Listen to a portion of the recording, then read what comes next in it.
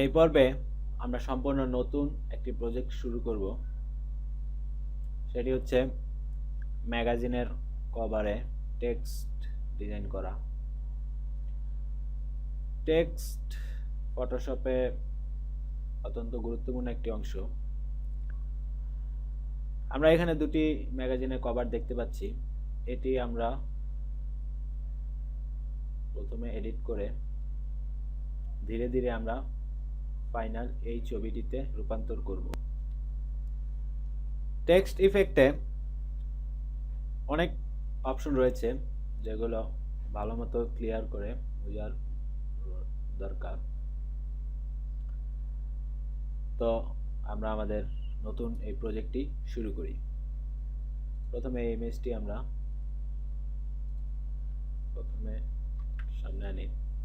এবার আমরা এখানে লেয়ার প্যানেল দিকে দেখুন আমরা এই বড় ফ্যাশন ফর্মুলাস এই অপশনটি এখানে এই লেয়ারটি এখানে রয়েছে। লেয়ারগুলোর নাম এবং লেয়ারগুলোর লেখা সম্পূর্ণ একই। টেক্সট টুল সাহায্যে আপনি যদি কিছু লিখে থাকেন তাহলে সেই লেয়ারের নামটি সেই টেক্সট টুলে যা লিখেছেন সেভাবেই হবে। এছাড়াও আপনি যখন টেক্সট নিয়ে কাজ করবেন তখন চেষ্টা করবেন গাইড ব্যবহার করতে। গাইড কিভাবে আনতে হয় সেটা আমরা পূর্বে দেখিয়েছি। কন্ট্রোল আর চেপে আপনি রুলার আনার পর আপনি আপনার মনের মতো গাইড সাজিয়ে নিতে পারবেন। এবার আমরা ছবিটি একটু জুম করি। ধরুন আমরা এখানে একটি টেক্সট লিখব। প্রথমে আমরা যেহেতু আমরা এখানে যেই টেক্সটটি লিখব সেই টেক্সটির ফন্ট এই ফ্যাশন ফর্মুলাস এই ফন্টের মতো করতে চাই। তাই আমরা এই ফন্টটি এই লেয়ারটি সিলেক্ট করে আমরা এখান থেকে টেক্সট টুলটি সিলেক্ট করে অথবা শর্টকাট কি টি চাপি। এবার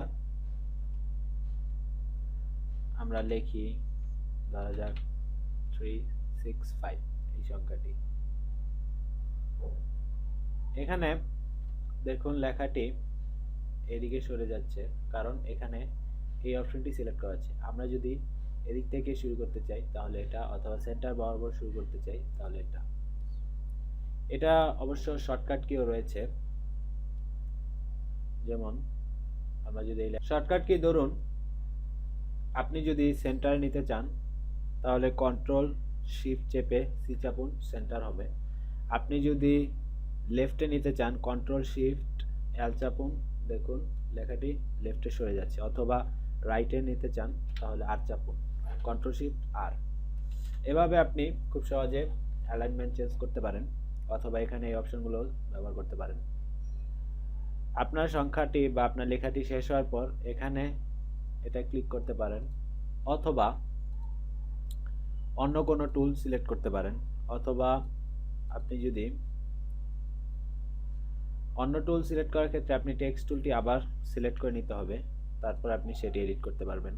সবচেয়ে ভালো হবে কন্ট্রোল এন্টার চেপে আপনি যদি সেই টেক্সটটি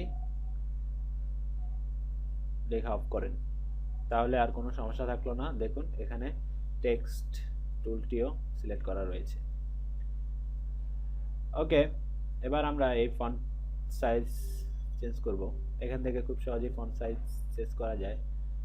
এখানে বাই ডিফল্ট এই ফন্ট সাইজটি দেওয়া রয়েছে। আপনি ইচ্ছা করলে আপনার এখান থেকে মনের মতো ফন্ট সাইজ দিতে পারেন অথবা এখান থেকেও আপনি আপনার চয়েস মতো ফন্ট সাইজ দিতে পারেন। তবে আরেকটি বিষয় রয়েছে, সেটি হচ্ছে ক্যারেক্টার। এই ক্যারেক্টার এখানে বেশ কিছু অপশন রয়েছে, যদি এটি নিয়ে আমরা বিস্তারিত আলোচনা করব। আপাতত এটি ড্রপ করলাম। এখান থেকেও ক্যারেক্টার মেনুটি আনা যায়। তবে মেইন আরেকটি বিষয় জানার রয়েছে, সেটি হচ্ছে এখান থেকে ফন্ট। আপনার কম্পিউটারে যে ফন্টগুলো ইনস্টল করা রয়েছে সেই ফন্টগুলো এখানে শো করবে। তবে ফন্টগুলো দেখতে আরও সুবিধা করার জন্য টাইপ মেনুতে গিয়ে ফন্ট প্রিভিউ সাইজ এখান থেকে হিউজ অপশনটি সিলেক্ট করে দিন। এখন দেখুন খুব সুন্দরভাবে আপনার ফন্টগুলো প্রিভিউ দেখতে পাচ্ছেন, অর্থাৎ কোন ফন্টটি কেমন দেখাবে সেটি আমরা ফন্ট প্রিভিউ থেকে খুব সহজেই ধারণা করতে পারি।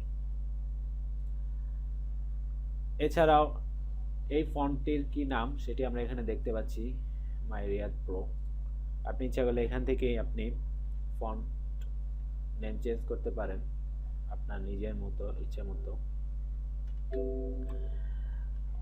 এছাড়াও আরেকটি অপশন আমরা এখানে দেখতে পাচ্ছি, সেটি হচ্ছে রেগুলার ইটালিক। এটি সব ফন্টে সবগুলো থাকে না, বেশিরভাগ ফন্ট রেগুলার এবং ইটালিক থাকে।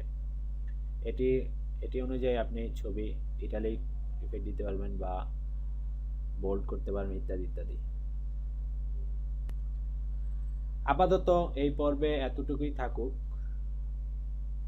আগামী পর্ব পর্যন্ত সাথেই থাকুন। ধন্যবাদ।